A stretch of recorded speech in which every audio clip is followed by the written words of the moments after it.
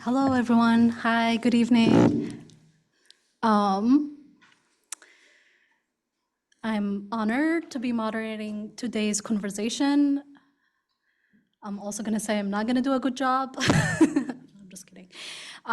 Just finished teaching class, so I'll do my best. But I'm really excited to be introducing our two guests today. And also, please, this is a patchwork of what I found online, so please correct me if I got anything wrong. But I made it short and sweet. But I also added a description of the book so people know your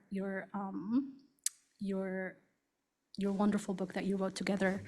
Dr. Lara Sheehi is a professor of clinical psychology who is currently based at the Doha Institute for Graduate Studies in Qatar. She is the founding faculty director of the Psychoanalysis and the Arab World Lab. Dr. Stephen Sheehi is the Sultan Qaboos Professor of Middle East Studies in the Asian and Middle East Studies Program, Asian and Pacific Islander American Studies Program, and Arabic Studies at William and Mary. He is also the director of the Decolonizing Humanities Project. Doctors Sheehi and Sheehi together wrote a really amazing book that I highly recommend everyone to read, titled Psychoanalysis Under Occupation, Practicing Resistance in Palestine. I mean, among so many of their publications and books as well, but this book specifically is the foundation for a lot of our conversation topics and themes today. In the book unpacks the intersection of psychoanalysis as a psychological practice in Palestine, while also advancing a set of therapeutic theories in which to critically engage and quote-unquote read the politically complex array of conditions that define life for Palestinians living under Israeli occupation. The book is heavily influenced by Frantz Fanon and engages theories of decoloniality and liberatory psychoanalysis. Lara and Stephen Sheehi platform the lives, perspectives, and insights of psychoanalytically inflected Palestinian psychologists, psychiatrists, and other mental health professionals, centering the stories that non-clinical Palestinians have entrusted to them over 4 years of community engagement with clinicians throughout historic Palestine. The book documents stories of Palestinian clinicians in relation to settler colonialism and violence, but even more so in relation to their patients, communities, families, and one another as a clinical community. In doing so, the book tracks the appearance of settler colonialism as a psychologically extractive process, one that is often effaced by discourses of normalization, trauma, resilience, and human rights. Our topic of conversation today is titled Resistance Keeps Us Sane, which is a very appropriate thing to discuss this month, especially in light of everything that's been happening in here, but also the continuing genocide on Palestine and Gaza. So resistance keeps us sane, rejecting settler colonial reality. Please join me in welcoming Doctors Lara and Stephen Sheehi.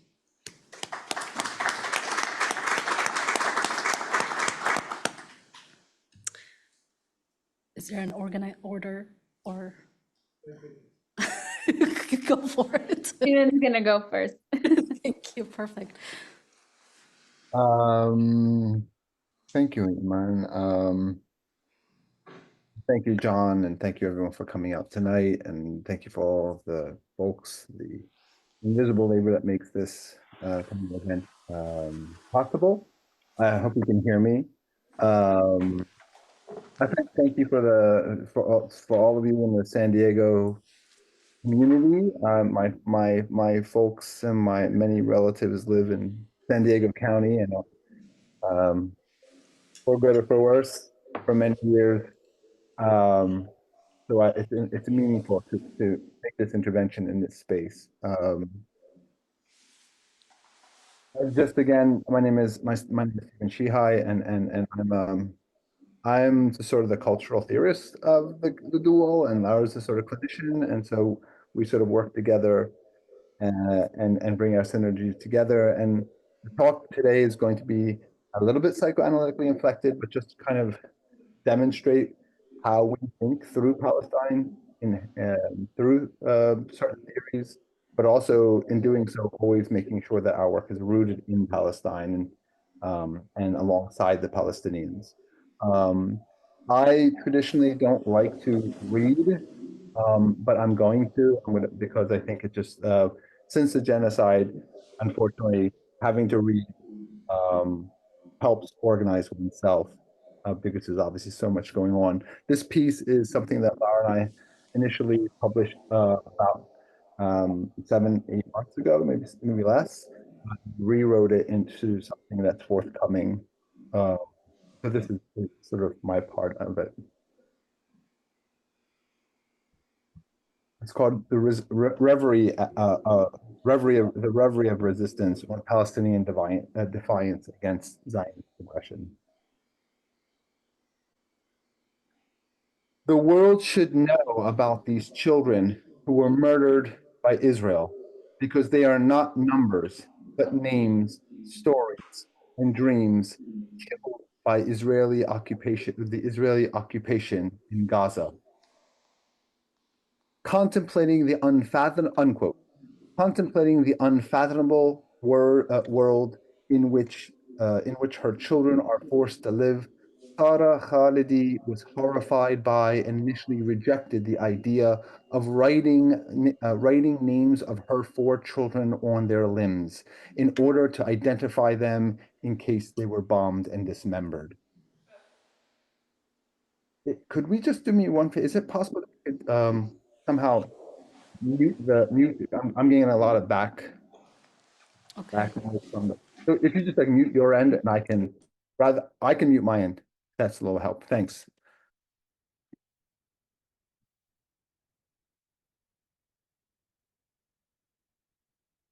Sorry. Yet in escaping from Gaza City to Khan Yunis, this is back in October, by the way. She, like other Palestinian parents, such as Muhammad Abu Uday, concluded that this is in Muhammad's voice, writing my children's names on their bodies is the solution so that they are not numbers, but the world will know them, unquote.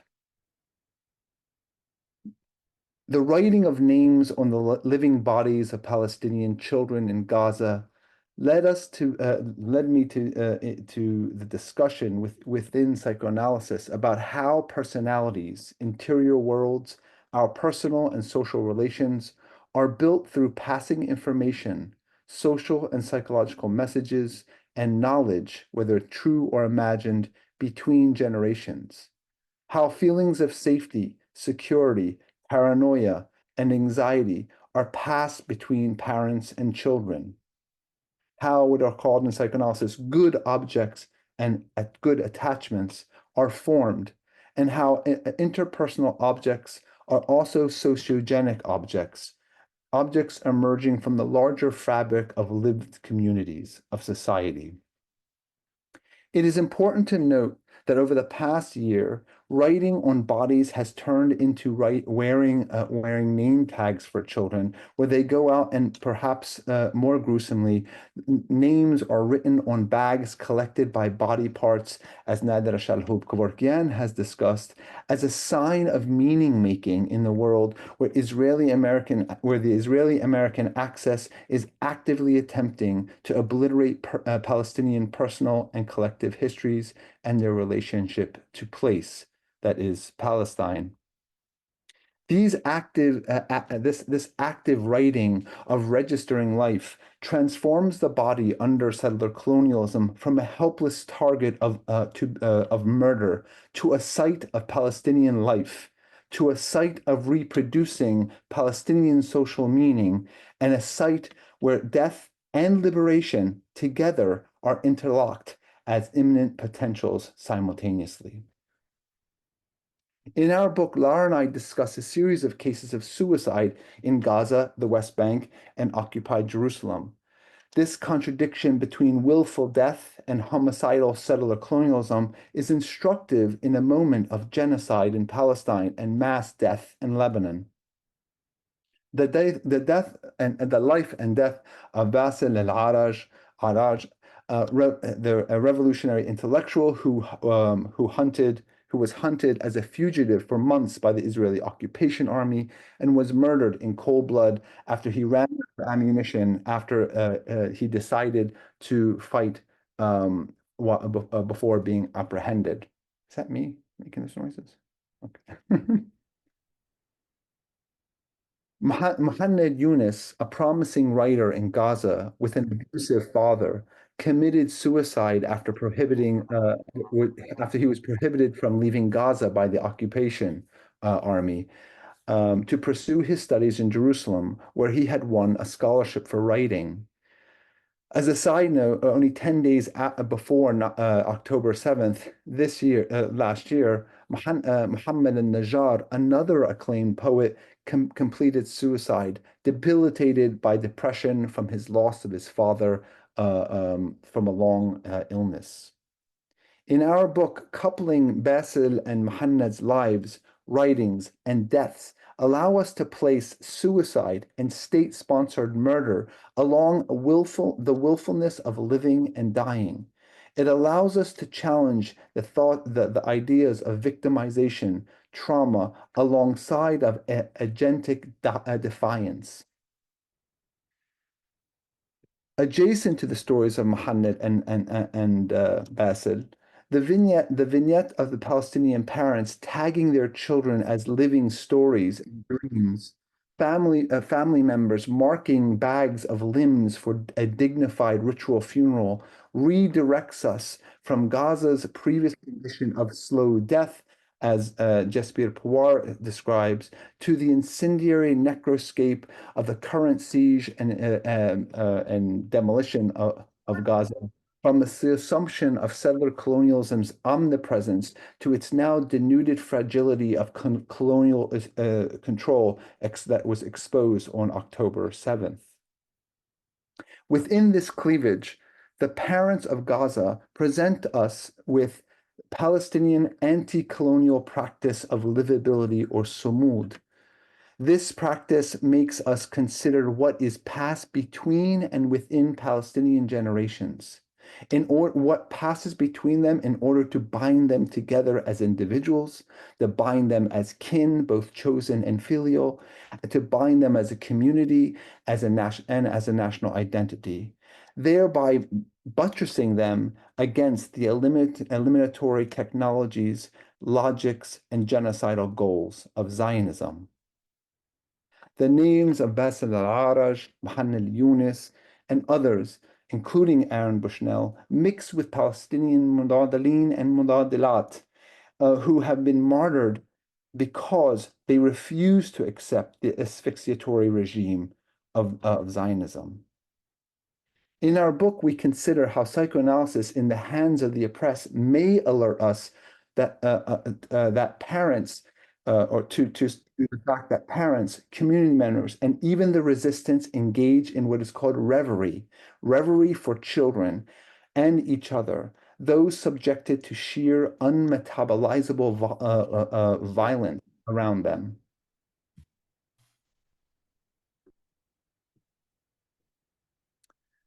This reverie, Wilfred Bion teaches us, opens a psychic space to hold and contain, he says, the overwhelming nature, often terrifying nature of reality, where the parent interpolates reality back to the child in ways that allows the child not to be overwhelmed and overpowered and psychologically debilitated by that frightening reality. Initially refusing to register the potential death of their children on their limbs, we witness the anguish of the parents morph into a holding and containment, as Kristen Bolus would call, the unthought known. In this case, the unthought known of the certainty of the violent uncertainty for the child. Nader Shalhoub Kevorkian shows us that Palestinians, quote, speaking life to death in the practice of sumud and revolutionary love in communities, in prisons, in schools, and in hospitals, and in the streets. Acts of holding and containment of reverie are wired into the complex social practices of the Palestinian people and of the practice of Sumud. This reverie is not limited to the interpersonal. It is a psychosocial process of Palestinians creating psychic space, mental and emotional space for one another against the eliminatory logic of Zionist settler colonialism. The Palestinian resistance itself, its long tradition, especially since 1967, provides a psychic source of reverie. It provides the holding and containment of pain and suffering in the struggle. The resistance becomes a place where psychic space is opened to hold affirming good objects of Palestinian selfhood in the face of genocidal violence. Last year, at the end, about last year, from 2 or 3 weeks from now, Hanana Barghouti was released, a political prisoner, was released after 3 months of illegal detention without trial. She is the sister of Nail, the longest serving female Palestinian political prisoner of 43 years, and the sister of political prisoner Omar Barghouti of 30 years, and the mother of 4 sons, all of whom who remain in the Israeli gulag under administrative detentions with no charges or trial. Upon her release, Einad, as she's called, describes the debasing conditions and degrading treatment of female prisoners by their apartheid jailers, especially after October 7th, which then increased. She states, "We were living in an isolated confinement, shut off from the world. Sometimes a woman prisoner would come in and give us news. Sometimes we could get news from a small transistor radio. Every night they'd come in and they'd take the radio. They'd beat us. They'd spray us with gas because we were proud, because we were strong. We were deprived of food and drink, but our food was the people of Gaza. Our drink were the people of Gaza."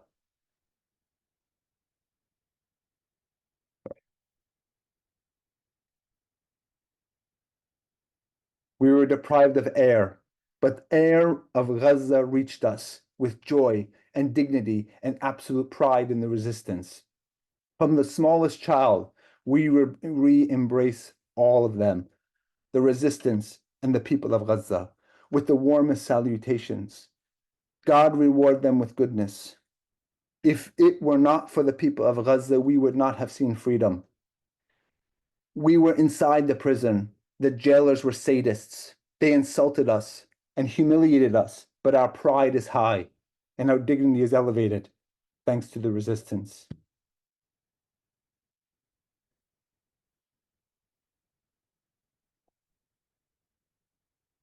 The resistance didn't, unquote, the resistance did not only free these illegally detained women and children from the apartheid gulag.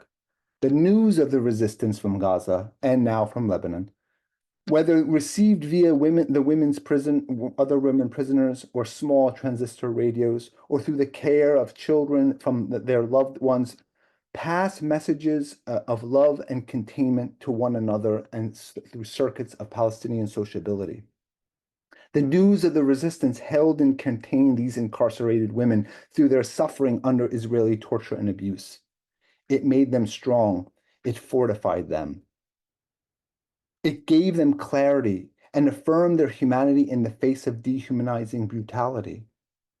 If settler colonial ideology, if Zionist state ideology forecloses imagining a better and more just worlds, the reverie of our elders, our ancestors, and siblings in the resistance and in the Zionist gulag works to ensure not only perseverance, but the continuity of the Palestinian people. Reverie holds promises for the future of the resistance and the resistance of the present. Reverie holds and that assures us that Palestine will be free. Thank you.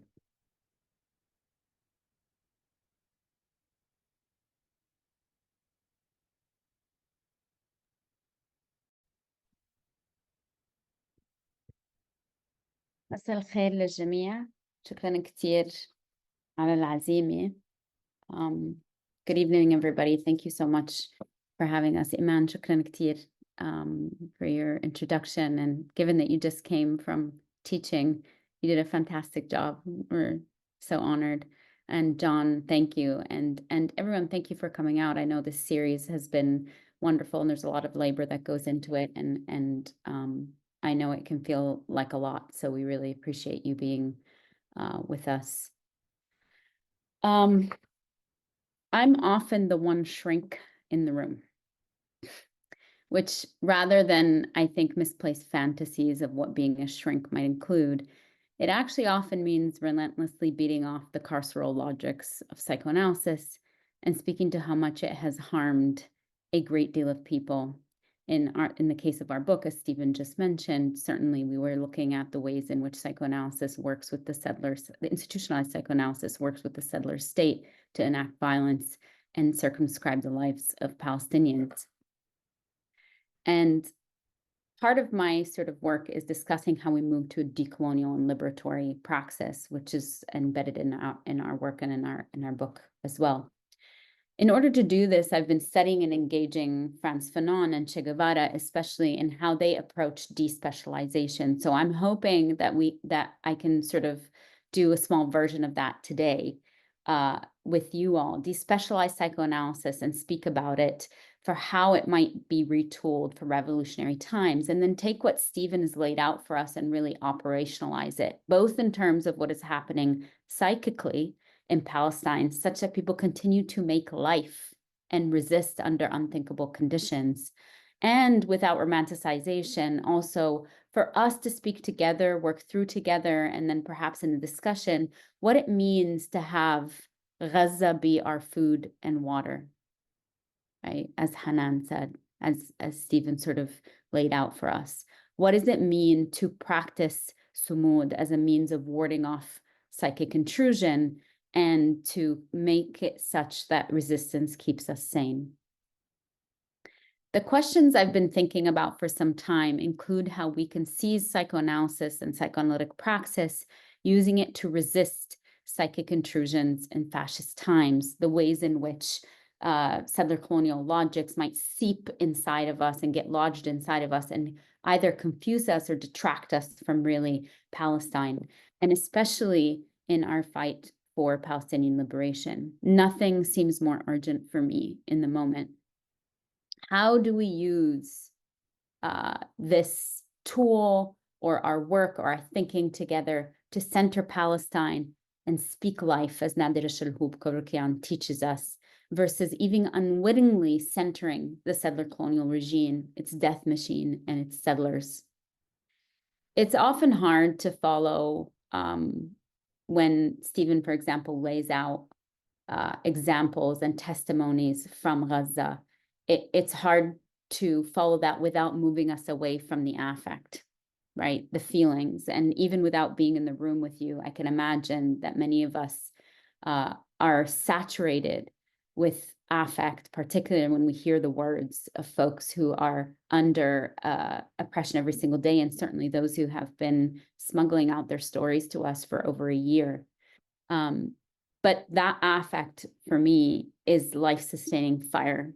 And that's what Hanan leaves us with, this sort of freed, incarcerated political prisoner. She leaves us with affect. And that for me, for us, is step one, is how do we continue to remain connected with our affect, with the depth of that, with the range of that, even as we continue to remain clear, as Stephen was saying. So I want to begin us there again. Because it's a political necessity, but also as a way to collectively model, to be together in it. How do we continue centering and recentering Palestinian life and world making, as well as engage in our own practice of resisting the psychic intrusions that are meant to detract, derail, and decenter Palestine and Palestinians? And that can be as simple as having overwhelming affect and our impulse is to turn away or sort of deflect from it entirely. So I'd like us to return there. And I invite you all to sort of sit in the the impact of that has, the impact that has on your body and your spirit and wherever you feel you are in this moment. I'd like to repeat her words for us just to ground us further and to remind us that what we are working towards is not abstract, but real. That when we speak of abolition or a freedom dreaming like Robin Kelley teaches us, or enacting a decolonial now rather than just futures, this is what we're speaking about. So these are Hanan's words, and I just want to repeat them again for us. Quote, "We were deprived of food and drink, but our food was the people of Gaza. Our drink was the people of Gaza. We were deprived of air, but the air of Gaza reached us with joy, dignity, and with absolute pride in the resistance," end quote. Gaza reached us with joy, dignity, and absolute pride in the resistance. Over the course of this past year, certainly, I've heard that these words referred to as mere slogans. As a psychologist, apart from believing that slogans are actually extremely important, especially for psychic clarity and keeping us sane, because they mobilize affective identifications and the ways that things or objects, as Stephen just said, get lodged inside of us, they animate themselves and do their work on us and through us. There's something deeply important about these words. They act as our affective guides, especially as they relate to and emanate from sumud, joy, dignity, and absolute pride. Sumud emerges as a space where together forge spaces of livability, despite the ever-increasing chokeholds and enclosure systems that are constitutive of the Zionist settler colonial regime. When we were learning alongside folks across Palestine for our book, we learned that sumud in the clinical space, just as in the street and home, is not a stagnant process. And importantly, in the world of psychology or pop psychology, doesn't work just for the maintenance of Palestinian resistance, right, or resilience.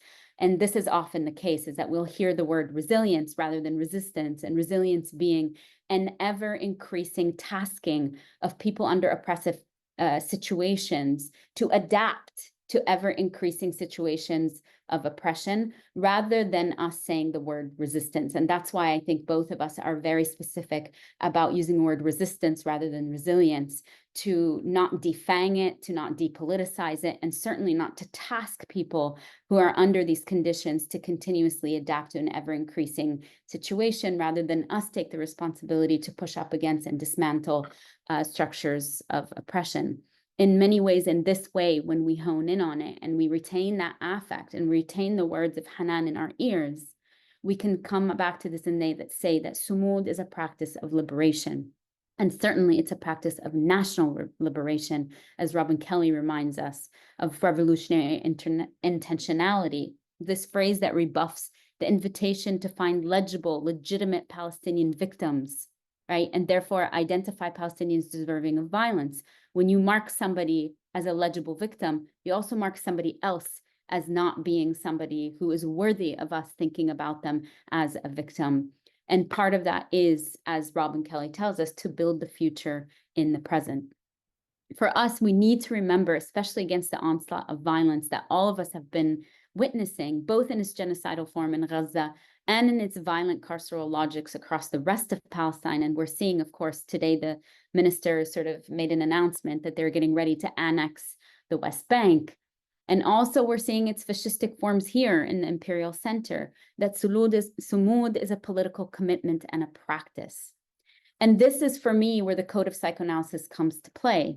People don't go to therapy 3, 4, 5 times a week because they're that bad off, but rather because of the understanding that a relational practice, a working through, a sustained commitment to process is what has the potential to shift both the interior and the exterior, right?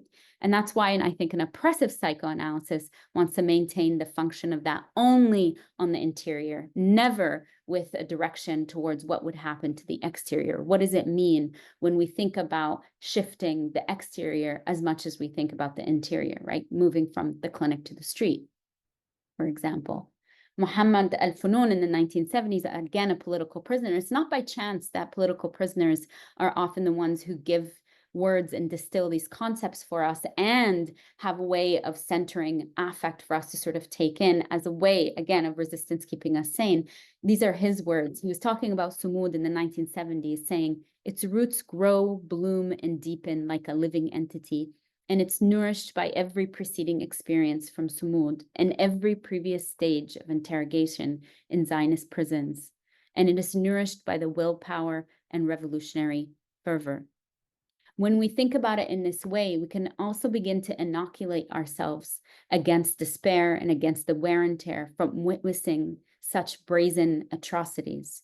We are able to remain sane through our resistance, and instead identify living and dying, suffering and willfulness as modes of individual and collective subjective assertion.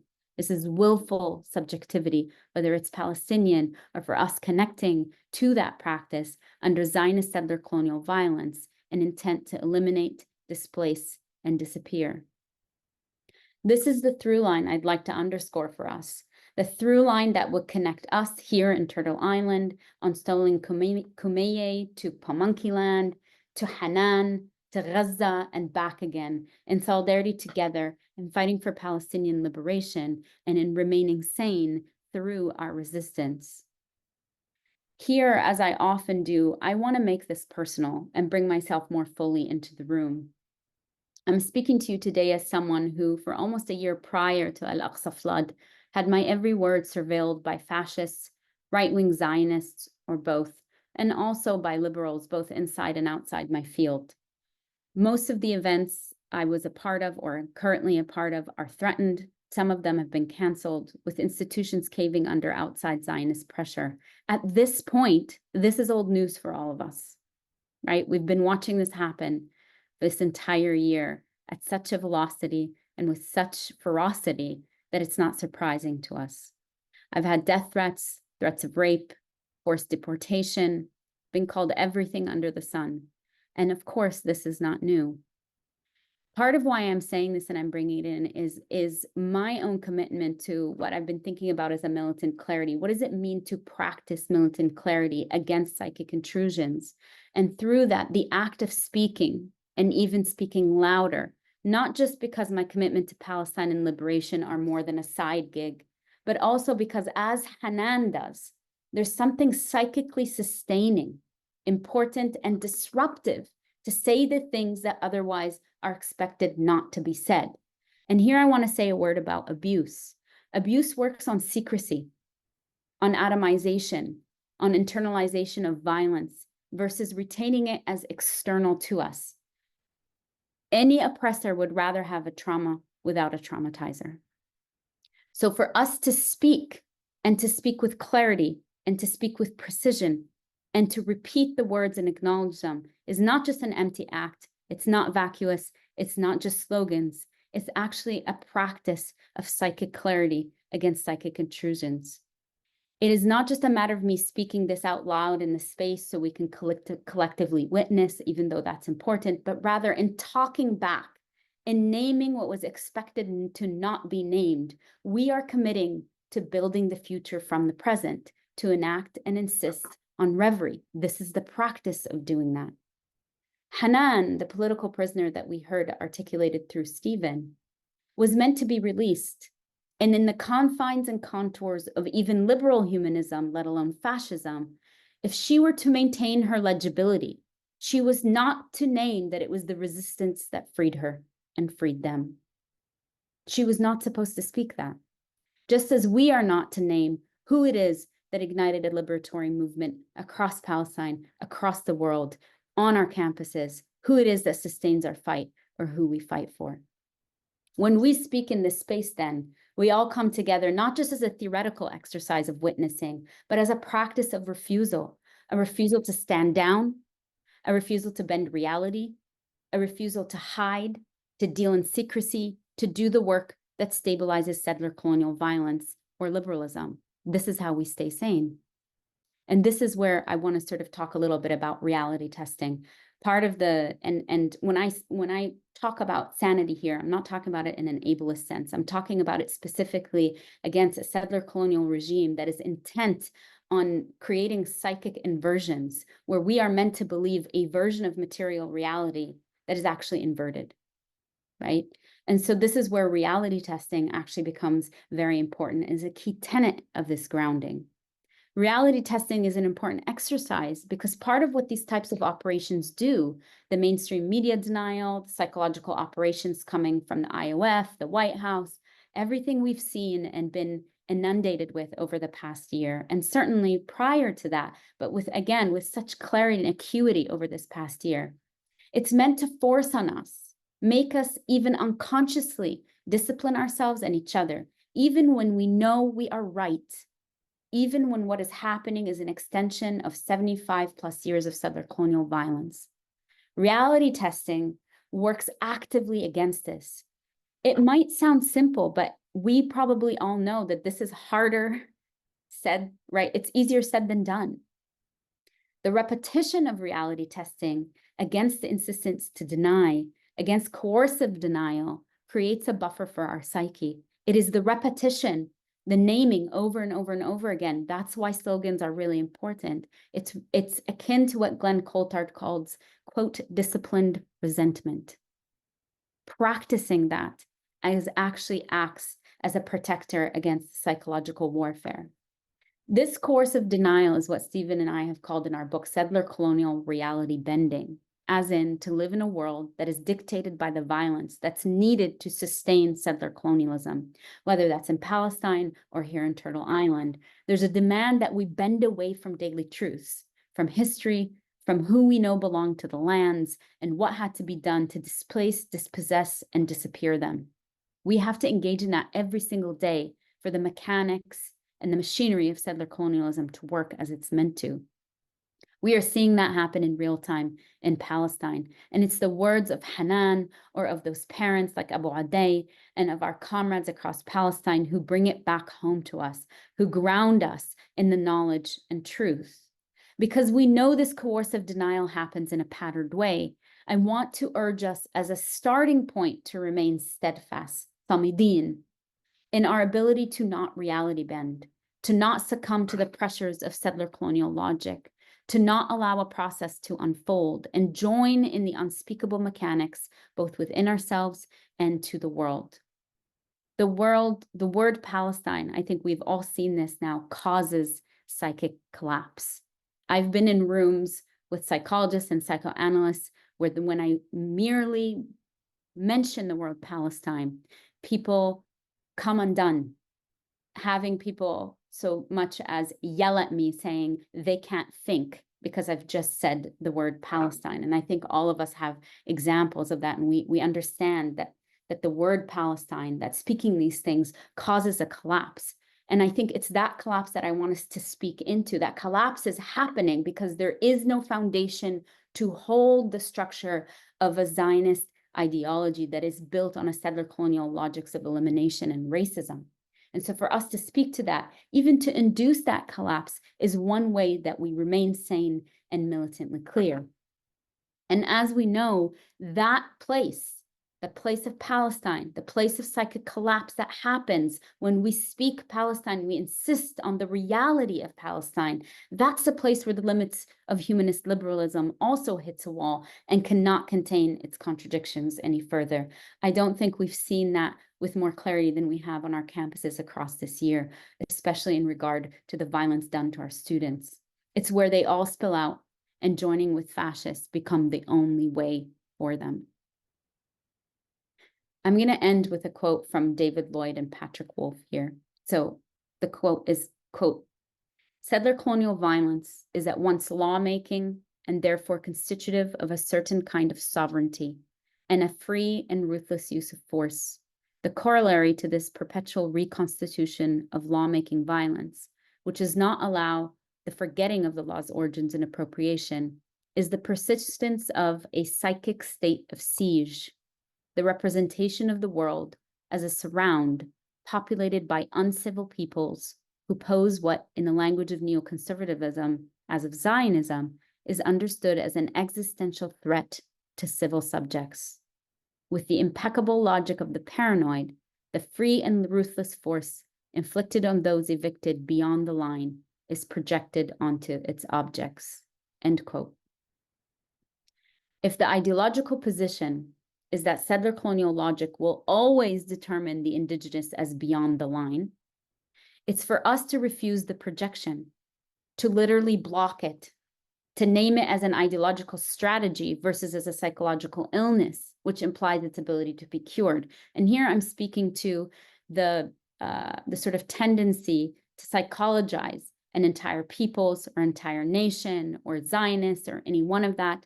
And if we do that, not only is it an irresponsible use of psychology, I think, but also it misses the mark that this is an ideological position and one that is configured and supported by structures of power and, of course, by imperialist powers such as the United States, right? Again, it's for us to block this and to continuously come back and name it as such. I want to go back to this idea of what it means to name the things that are meant not to be named, right? To come up against abusive, coercive power. These are the traps we might fall into, right? Ideology cannot be cured because it holds and has space for the contradictions that we from the outside might see as its downfall. Like Hanan, we have to say the unspeakable parts out loud to remain sane, with joy, dignity, and absolute pride. Thank you so much.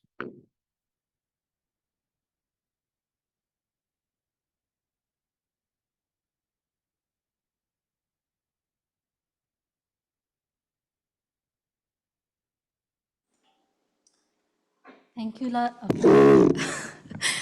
Thank you, Lara and Stephen, so much. I'm sorry about the interruptions at the start of your conversation, Stephen. People were joining the Zoom. It was a little bit messy. But as a moderator, I get the gift of asking you the first question to get it going. I guess I'm asking this question more so as a Palestinian than anything else.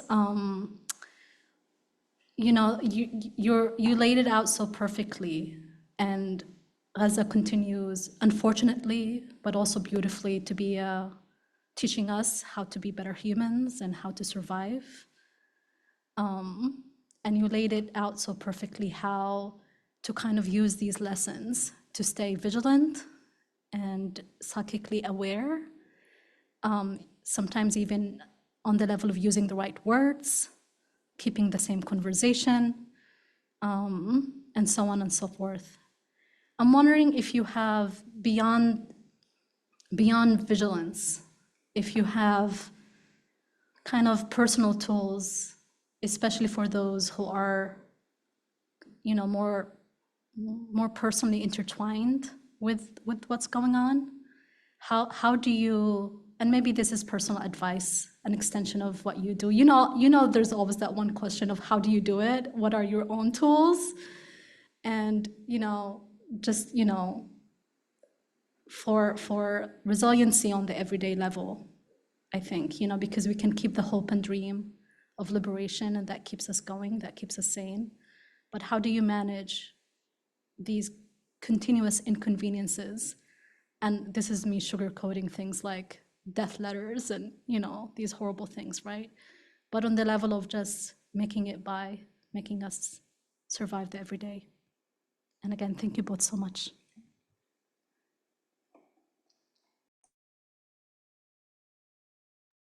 بدك تروح؟ أول أكيد. Okay, thank you. Thank you, Iman. I so appreciate this question. And I love that it's you. You said there's always one question. I love that it was you that asked this. I have a couple of things I want to say. I mean this and not in an abstract sense. I want to call back in Bassel al-Araj, who Stephen mentioned quickly. And I think one of my favorite quotes of his is one in which he invokes remaining enchanted. He was somebody who very much believed in our responsibility, our wajib, our duty to be engaged intellectuals. Otherwise, what's the point of the work that we do, right? It's praxis is a piece of this. But in addition to that, He was not just a revolutionary thinker and fighter. He was also somebody who said, I want to every day be able to enjoy the raindrops and recognize that. And I say that not as romanticism, but also because part of the way these systems work on us is erode our ability to see that our fights are undergirded by love for the world and for each other and for the worlds that we're trying to bring into being. And so I think a practice of enchantment in that way, again, not as an abstract sense of like, what are the spaces of sustenance? And I think this is what we see from Gaza, right? That you have a way of creating life in situations where we might be misattuned to how that happens. But when we attune to it, portals of possibilities open up because we divest from the ideas of whose, let's say, gaze gets to decide what is enchanted and what's not. I don't mean this in any way to take away from the horror that people live every single day, right? It is not for us to sort of be Pollyannish about it. Certainly that's not what I'm saying. But if we're going to sustain a will to live, there must be ways to excavate the power that flows through that humanity that we see so whether it's like stringing up lights for Ramadan, as we saw, or kids playing even over the rubble with their dolls, or the incredible acts of humanity and tenderness and love that we see from men that flies in the face of every racist trope that they have shoved down our throats about Arab men. These are the everyday quotidian examples that I'm sort of offering. And it's for us not to forget that those things matter. I think sometimes in the face of how big things are, we think that paying attention to these small things is a drop in the bucket. But if people are doing these things on a daily basis, it's our duty actually to uplift that and be attuned to it as one of many parts of their life, rather than just being hyper attuned to the ways in which violence circumscribes their everyday life. This is part of what we talked about in our book as, Palestinians not being just victims, but as agentic beings that have a willful subjectivity. So for me, this is a practice every day, whether that's, through the death threats, like you were saying, a groundedness in what is important to me in our, in not allowing, the thing I've been thinking about recently is not allowing folks to, or these forces or Zionism, certainly with the start of what's happening in Lebanon, we're both Lebanese, is to not let more things be stolen from us. So to insist on being able to have spaces of love and care, both with each other, but also sustain my attention to relationships in the ways that are important to me, because I refuse to have Zionist logic extend its sovereignty into my interior space and dictate the ways that I function in relationships as well. So that's a personal example. The final thing I'll say is you spoke to the words that we use. What I would say is that sometimes we kind of dismiss how important discourse is and practicing a particular discourse. But if we think about it from the logic of normalization, and here I'm speaking psychologically about what gets internalized and becomes normative fixtures inside of us, that's why it's so important for us to practice a discourse and be precise about our language. Because if we are not, that is the way that normalization seeps in. And then we accept the premise that is fundamentally, constitutively a premise of oppression that was structured around an annihilatory logic, right? And so I don't want us, perhaps my wish is for us to get out of the habit of poo-pooing these things as being somehow so small, because actually they're incredibly important as a way for us to collate psychic resources, against the wear and tear that's intended to happen. We're meant to feel like we can't go on. We're meant to feel like these things are small, or that we're not making an impact, or any one of these things. This is, part of the psychological operation of it all.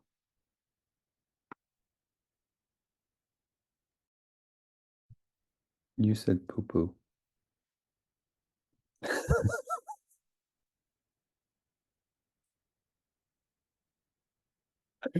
He brings in all the affect, folks. That was beautiful. That was perfect. Thank you. We appreciate the poo-poo. All joking aside, I think, so Lara obviously brings in the clinical skills to read how we relate and how we need to relate, and she does it with gracious genius and elegance, and so it's hard for me to add, but I can only bring in maybe what a comrade would bring into the room, right? And I think I have been grounding myself over the past, year or two in the work of our ancestors and elders. And I'm fascinated by, how these siblings literally faced barrels of guns, and some died, and many were in jail for decades and tortured, subjected to sexual violence, and how they persevere. And I think witnessing a genocide is an incredibly horrifying thing for all of us. So we don't want to ever diminish the effect that it's supposed to have. And that effect is to grind us down. It is to break us. It is to break the people under the physical violence. And it is to stream us out and make us have no more jalad or energy or anything witnessing it. They have all the resources to play long games. And we got to get up in the morning and fight against these behemoth genocidal machines and also pay the rent. So we want to acknowledge that the fatigue and defeat and the tiredness we feel is precisely, and I think this is what Lara is teaching us as well, is to think about the affect, is precisely the effect that it's supposed to have on us. And becoming conscious of this is like being a prisoner and be understanding that and being consciousness of what the torture is trying to do to you. And like if we want to learn from our elders and ancestors who were in the Khandaq or in the on the front fighting for the liberation of Palestine or in jails, we understand how they built community. And what we also see is how the people in Gaza survive because they have community. So, and community looks a lot of different ways. So I think if you're just talking about practice, practical things of practice, what we're doing right now, what you have done, what John have done all fall, is to create this space of grounding, of keeping us sane, of centering us. That doesn't mean we don't stop feeling the pain, but it means we know that we're sane. We know that our fight is righteous. We refuse to bend to that reality bending, to collude with all the sort of temptations of liberal world that we might be put in front of us. Vote for Kamala, and then we'll talk about ceasefire, yada, yada, yada. I think grounding in these spaces is so important. So when we feel broken and helpless, consciousness matters. Recognizing what you're doing now is while small, but also Promethean in your own personal practice. And I think that's incredibly important.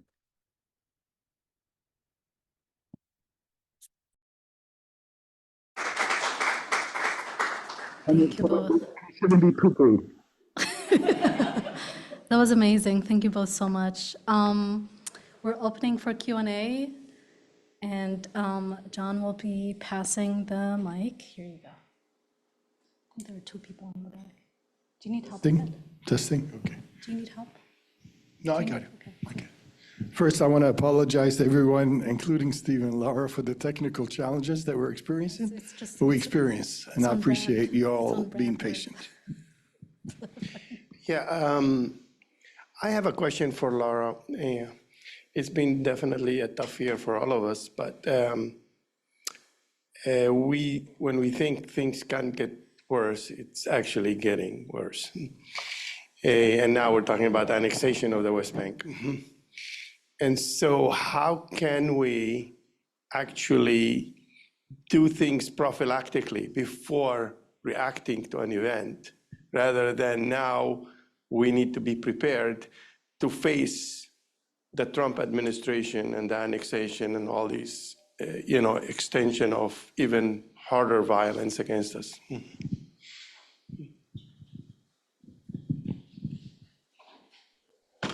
Did you want to take a couple questions, John, or do you want to do one by one? I'm good with whatever works for you. We all. can do a couple. There were some other hands back there.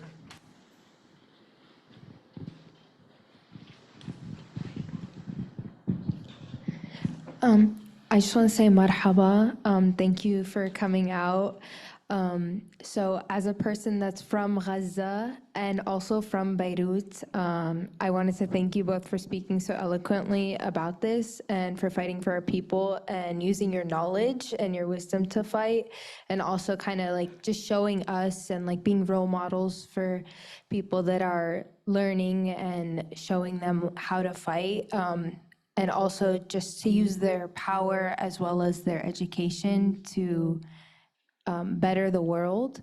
I wanted to kind of go off of what the moderator's question was, and I wanted to ask if there was a specific reason you decided to speak out and not let people silence you. I personally grew up attending protests like in the stroller with my mom. My mom would always take me to protests for both Lebanon and for Palestine. And so I've always fought, but I know from experience that there's fear that comes when we want to speak up. And also, like, I would like to pursue a career in the medical field, and my dad is scared that because I live in America, I will be doxxed because of my background, but also because I'm very active speaking about Palestine. And so I would just like to know, because I know you both live in different areas than where I have. I mean, I'm born and raised in California. So I just wanted to see like what made you guys kind of fight and decide like I wasn't going to be silenced.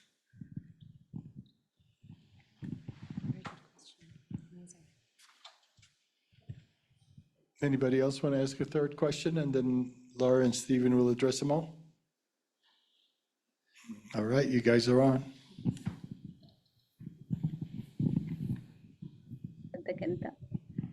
I'll just go first because the one Sib asked you a question directly, which is important. I just want to I want to thank you, my young sibling from Gaza, Beirut.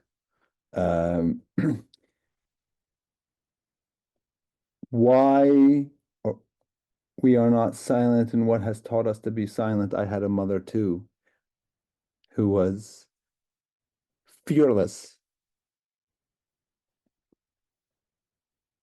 And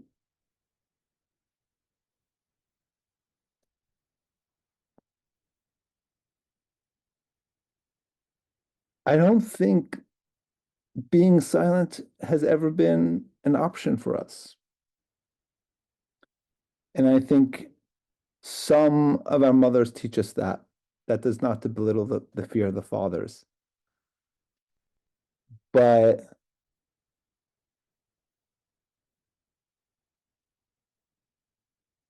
The impossibility of being silent is the essential possibility or making possibilities for our own children, right?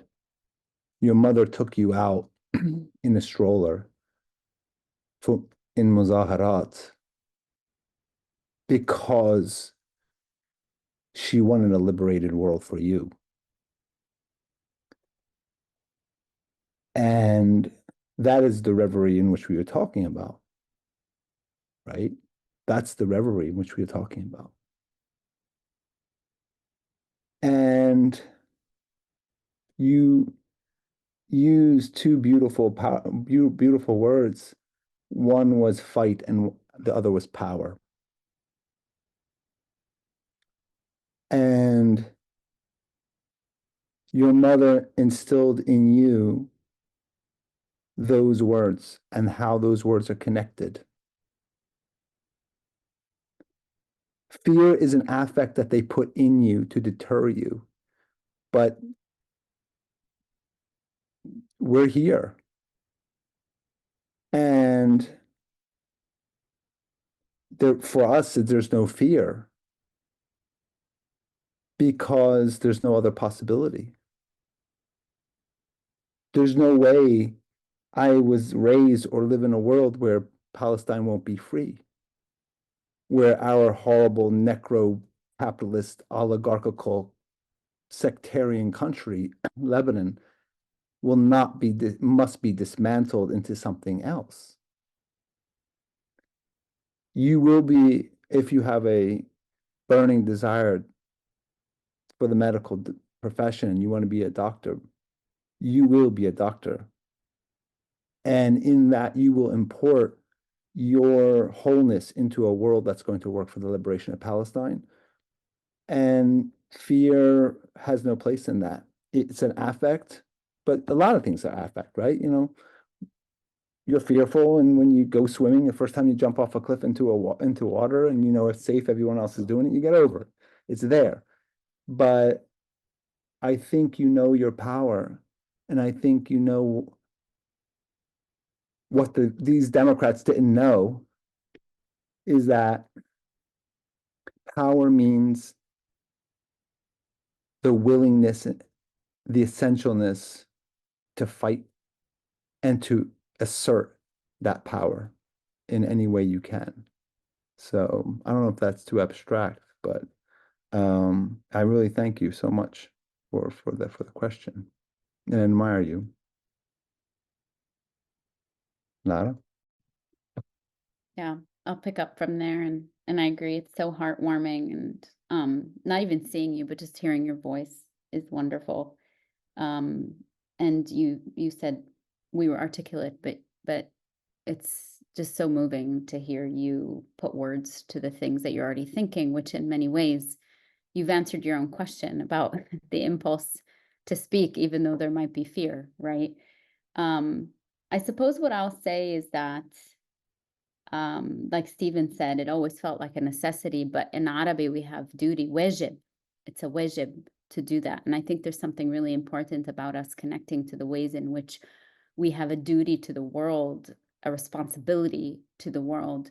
And that flies in the face of an individualistic socialization that would say that somehow you can be self-contained or self-sufficient and be fine.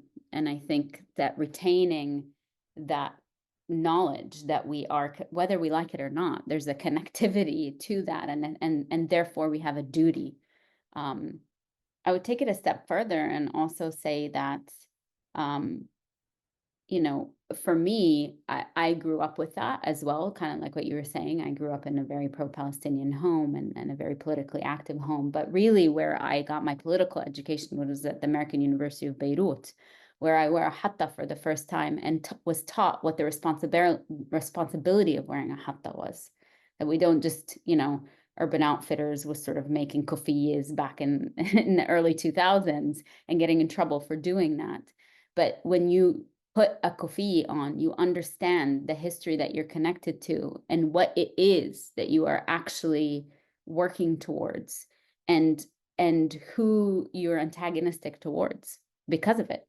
right? And so a reminder of that, I think there are things that we hold with us. These are the objects that Stephen was talking about, we hold with us that remind us every single day, or perhaps provide a well of power and strength and courage when maybe it doesn't feel like on an individual level we can do that. And that's a cause.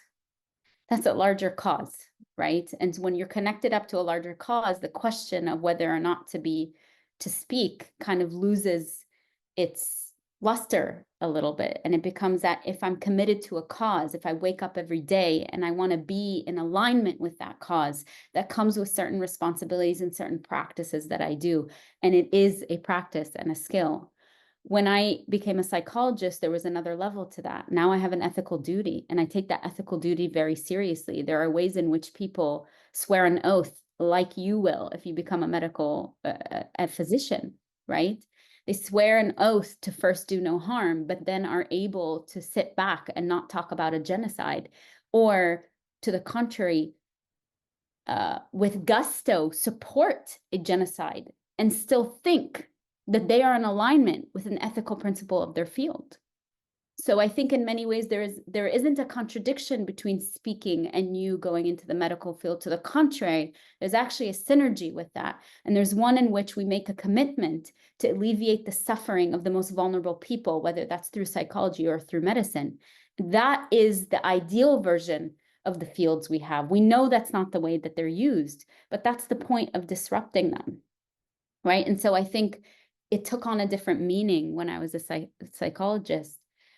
When I was, in many ways, what I did, quote unquote, was not remarkable. It's arbitrary about what, Zionist smear campaigns, who they target. Now we can see more and more because there's sort of large masses of people, and I think they're doing it more systematically. But in large part, it's arbitrary. What I did was just do what I did today, was refuse to lie about material reality and history and speak about that, right? So what I did was not remarkable, but I think what ended up being remarkable was my belief in the world that we can and we are creating. And that's what became remarkable to the oppressive powers who understand that, just like they understood student encampments as being disruptive of going on being, of the everydayness of business as usual. I think that's when you start to get the attacks, quote unquote. But I think we start from the place of there's a commitment to the Speech Act, right? It doesn't have to be just speech, of course, but certainly there's a commitment to that. That's my own personal way of sort of thinking about it. Again, it feels like there's a professional responsibility, but then a personal one as well. From there, I'll go to the prophylactic question. I love that you framed it that way. And it kind of ties into part of this. I think if we're thinking prophylactically, here I want to sort of bring in Frantz Fanon a little bit. And that's why I'm so interested in the reading of logics, the logic of the way that things work. And more importantly, when we understand the logic of how they work, we understand how they might unfold and repeat themselves. And so this announcement about the annexation of the West Bank is something that we clocked way before, right? Certainly this has been a Zionist sort of intention from the inception, right, is to annex and steal land. That's what settler colonialism is. And that's why it's important for us, perhaps this is the prophylactic piece, is that the precision of words and how we describe conditions is actually very important to be able to be prophylactic. So to call the Zionist entity or project as a settler colonial one allows us to anticipate what the endpoint of settler colonialism is. If we just think about it as an innocent nation state or two-state solution or apartheid in one place and not another, or we continue to not understand that all of Palestine is under occupation, not just the West Bank and Gaza and occupied Jerusalem, East Jerusalem only. When we talk about it in those ways, we then have a roadmap to the prophylactic aspects of it. Because if we're not talking about it in those ways, there's no way we can anticipate these things, and they continue to be surprises to us. If we backtrack and understand, like Frantz Fanon gifted us, the reading of a logic, we can understand the settler colonialism, whether it's in the state now known as the United States, or the state now known as Canada, the state now known as New Zealand, the state now known as Australia, right? Or colonial projects in the Western Sahara or Cyprus, that we know its intention, we understand its logic, we understand what's to come, and that is the place of intervention, right? The place of intervention is for us not to engage in conversations or premise that would normalize settler colonialism or intend it to be taken in by us as a natural fixture, or as just something that just happens and that can't be undone, or that is a natural part of nation or state building, right? And I really don't mean this in an abstract sense. I mean it as a practice and a sort of deliberate intervention on our part to say we reject that notion entirely, and the action from that follows, meaning that we do everything in our power through the channels that are already available, right? But then also through community work like BDS, like boycott, divestment, and sanctions, right? Like being in the streets, like insisting on speaking Palestine constantly, not because we understand that alone, one of those things alone is going to slow down the progression of settler colonialism, but because we understand that at some point, right, that weight can no longer hold itself. And that is that's the goal, also, is to normalize it to the point where we are unwittingly stabilizing the settler colonial force. I think that is what is within our control, is to commit to a practice of destabilizing settler colonial process, whether it's here or in Palestine.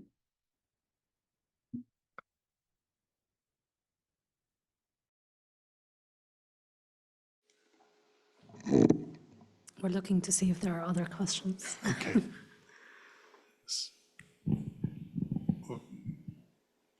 I'm going to pass the microphone back to Iman, but I just personally want to thank you both for feeding our minds and our souls. We needed that nourishment. We did. We need to be able to sustain our struggle, our resistance, and to persist in our fight. And I'm really grateful to both of you. I'm going to pass the microphone to Iman, but forgive me just by doing some shameless, there's a question. I'm going to just announce that next Thursday, the 21st, Reverend Mitri Rahib will be speaking here at USD as part of our teaching. He will speak about colonization and the Bible. It'll be at 6:30 p.m. on the 21st in Warren Auditorium. The flyer hasn't been sent out. My apologies, still being designed. I'm going to pass the microphone to Sami. Oh, there's a question.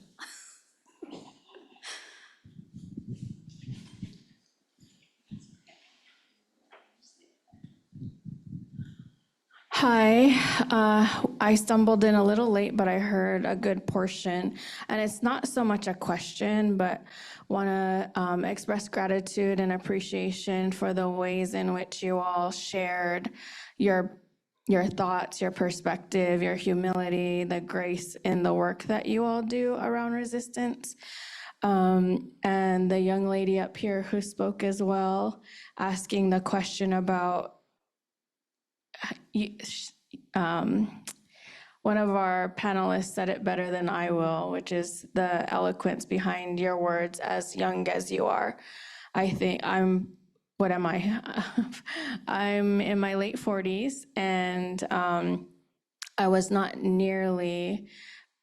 nowhere near speaking the way that you are in this room tonight. And so that's a lot. Big ups to your parents for raising you that way. But I think in kind of tying this together through the questions and the presentations, I do want us to make sure that as leaders in higher education, as people leading resistance or having these kinds of conversations, sometimes that settler colonial mindset it's present in everything we do, right? It's when you go to the market with someone who doesn't look like you and who they address first. It's also when you maybe cross state lines or country lines and see that that same person, they're addressing the other person.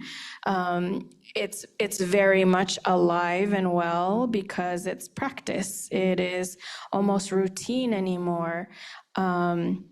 From the frame of psychology and the way that you are phrasing it, but also in the way that you're talking to your mom, taking you in a stroller, all of those are mini touch points. And you get to these places where you're in environments, including here on this campus, or in our own homes, where we don't realize that we've adopted that type of thinking.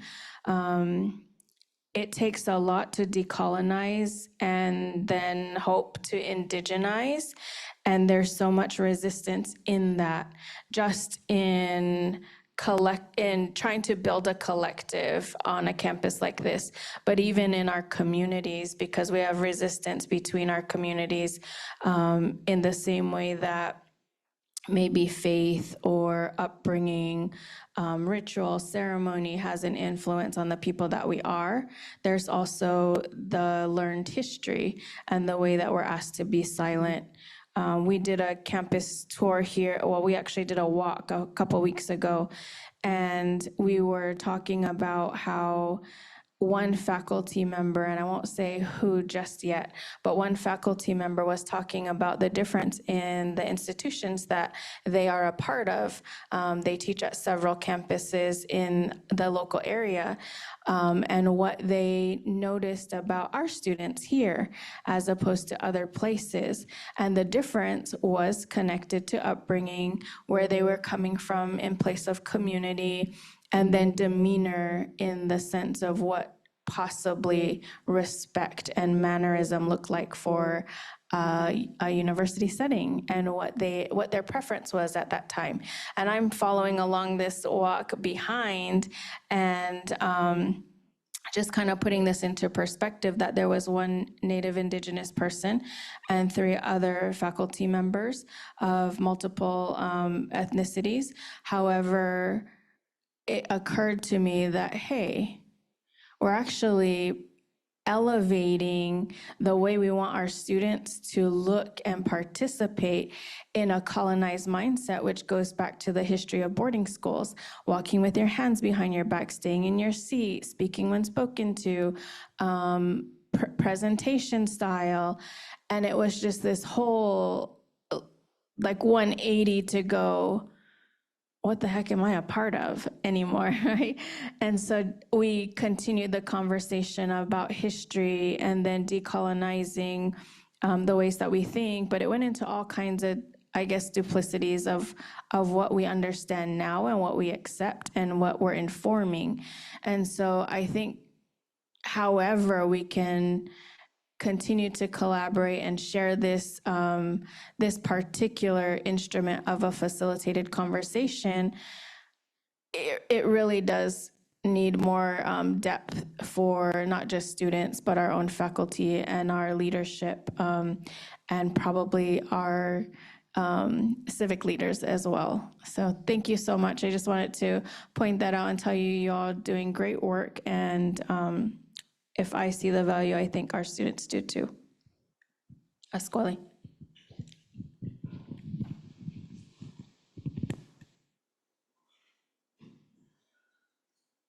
Do you all want to respond at all, or?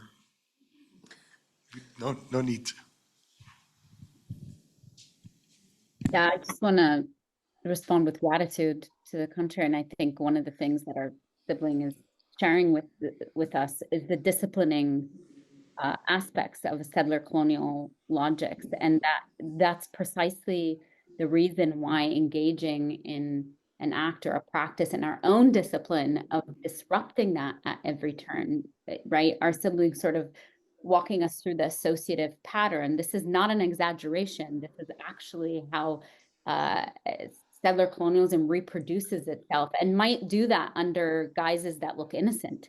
But are still related to a particular type of violence, now with words, with nice words such as professionalism and competency and, you know, all the things that in higher education now, the neoliberalization of the university as being central to the work, to the disciplining work. And for us to really ask, anytime we're engaging in those sorts of conversations or regularizing that, is what are we shoring up and what are we stabilizing?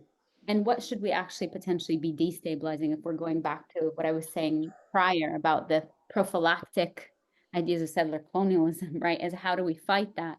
Is in our everyday interactions and our internal world, because that's precisely the province of intrusion that settler colonialism is going for.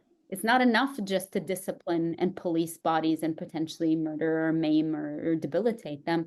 It's also about those who are presumably able-bodied and continuing to function in a very good way, to have their interior world be saturated by the discipline of settler colonialism, and that's the way it does its reproductive work, right?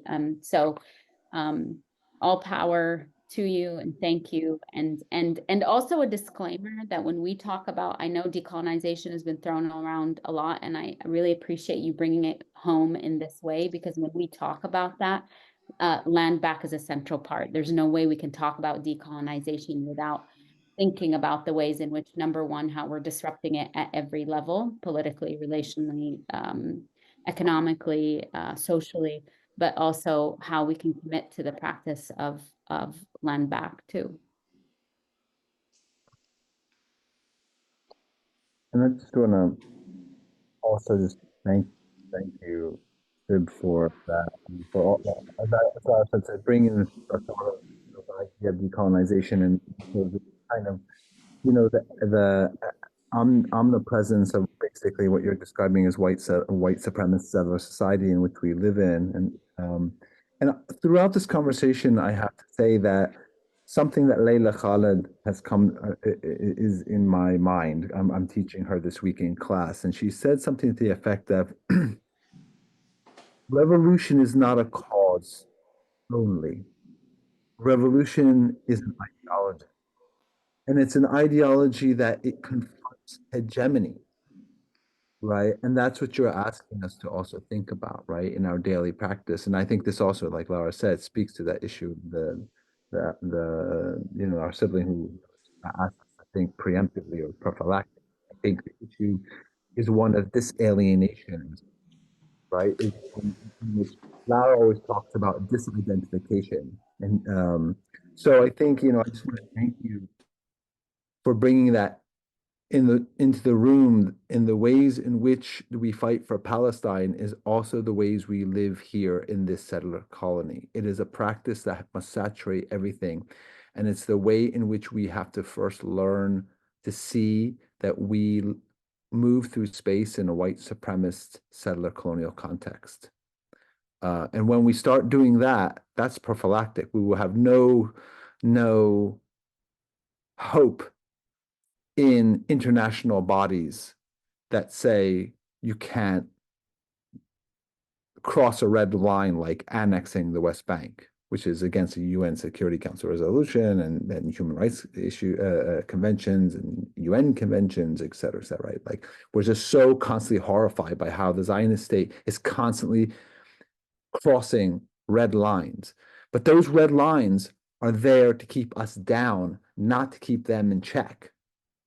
And when we understand how we live as brown people, as queer folk, as marginalized folk, as colonized folk, in the underbelly, in the shadow of the humanism of the machine of imperialism, that's when we start to acknowledge the way in which we can understand prophylactically everything. There is no sacred.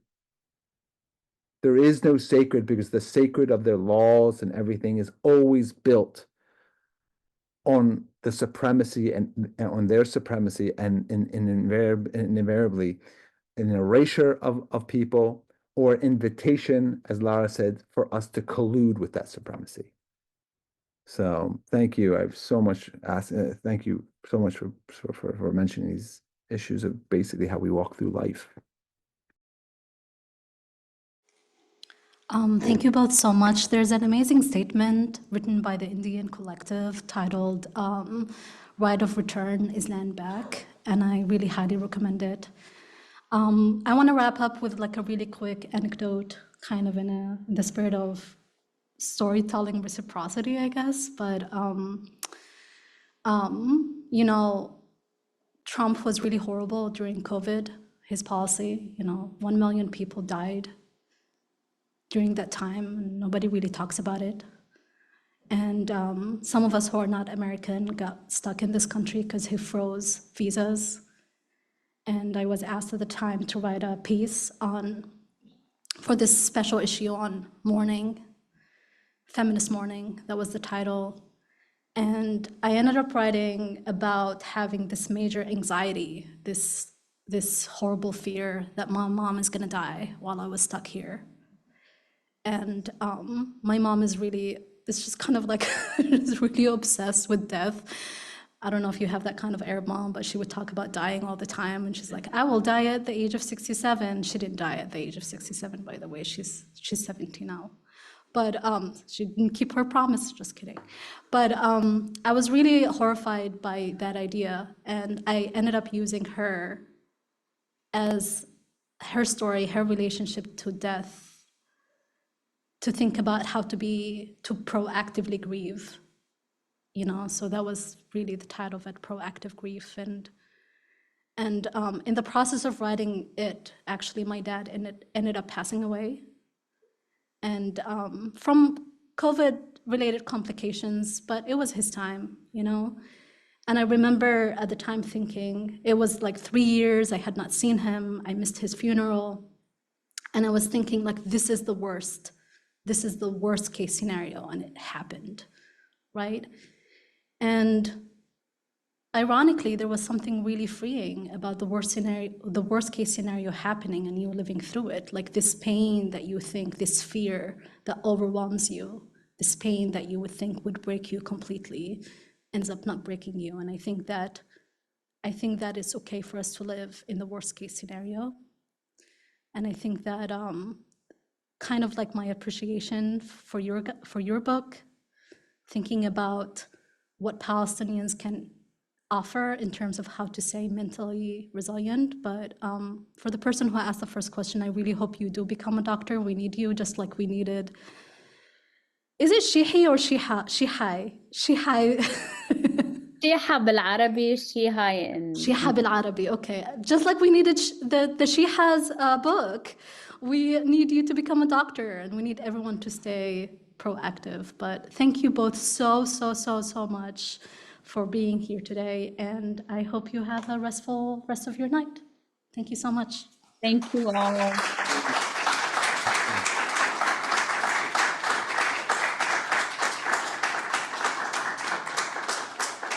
Oh, and Lara, I'll see you in a few days. Yes, yes. Oh, John says, what do you say? Hope to see him in San Diego soon. He hopes to see you in San Diego soon. Allah. I don't know what that is. You guys have a sending date? I don't know, whatever. Okay, good night. Thank you both so much. Thank you all so much. Have a great Bye. night. Bye-bye.